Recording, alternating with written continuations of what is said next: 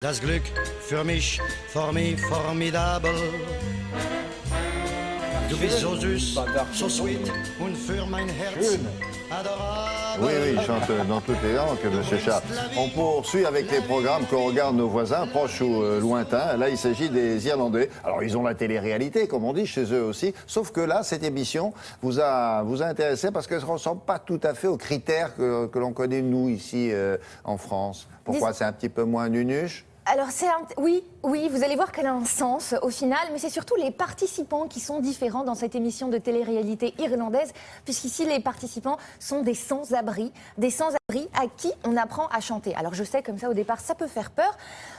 On prend par le début. Il faut savoir que les Irlandais adorent la musique. C'est-à-dire que la musique fait vraiment partie de leur patrimoine culturel. Donc vous avez, au fil des années, ces dernières années, vous avez toujours eu de très nombreuses émissions consacrées à la musique, du divertissement, de la télé-réalité, du docu-réalité. Il y a vraiment à boire et à manger pour tous les Irlandais. Alors on est en droit de se demander comment est-ce qu'aujourd'hui encore, est-ce qu'ils peuvent être originaux en créant du télécrochet musical? Eh bien c'est possible avec cette nouvelle émission qui s'appelle The High Hopes Soir, qui veut dire les grands espoirs de la chorale.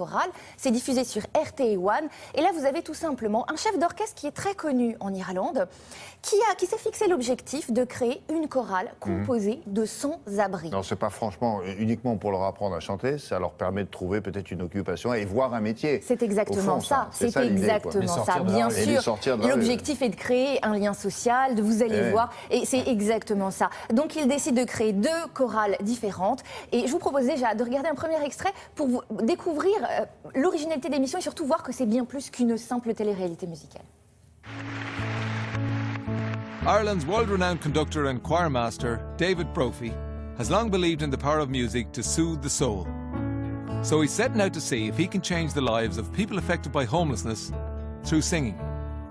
I'm looking to form a group of singers for people who are homeless or have in some way experienced homelessness. What do you think, guys? Music gives great pleasure. It's good for your head and it's good for your body and it's good for your self-esteem and it's good for your soul. It's nice that people get together and make friends. I've always relished a challenge, always have and always will. This means stop! Whenever you feel like joining in, we'd love to see you back. Always feel the doors open. Through the choir, we can maybe give some structure to their lives and something to look forward to. Backed by some of the biggest names in music, David will lead the choir to their first recording, and their first live TV experience will be followed by their own gala concert at Dublin's Christchurch Cathedral.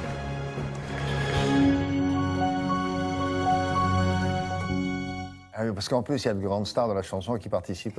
Oui, forcément, c'est difficile de refuser quand même de venir, d'être présent dans certains... Non, mais le défi est intéressant, pour eux aussi d'ailleurs. Oui, et puis ils finissent quand même par organiser des galas de charité. Ils enregistrent un titre qui va être vendu avec des bénéfices qui vont être évidemment reversés aux centres, aux associations de refuge de sans-abri. Donc il y a une vraie vocation.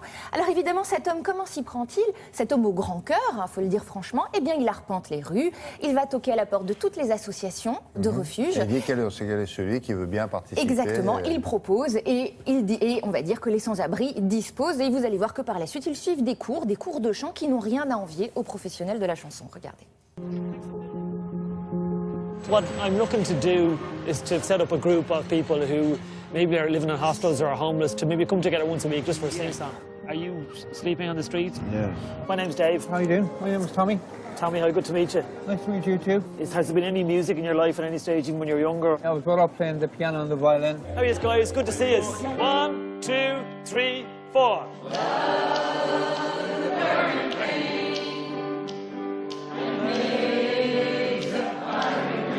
Now hold on, guys. If you go, love is a burning thing.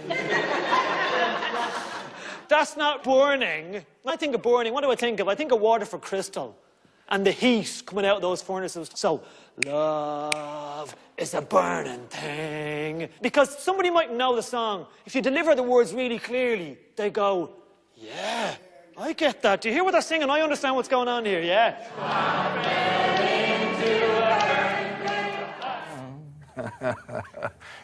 Alors oui, et ça dure combien de temps? Alors c'est une série qui dure, vous avez entre 8 et 10 épisodes. Et on les voit à la fin, ils se produisent devant un public. Et oui, et ils enregistrent leurs titres et vous suivez toute l'évolution de cette chorale. Et les téléspectateurs et les gens, les Irlandais peuvent donner de l'argent. Et après on se dit, ils ont de quoi vivre un peu peut-être. On l'espère en tout cas, oui.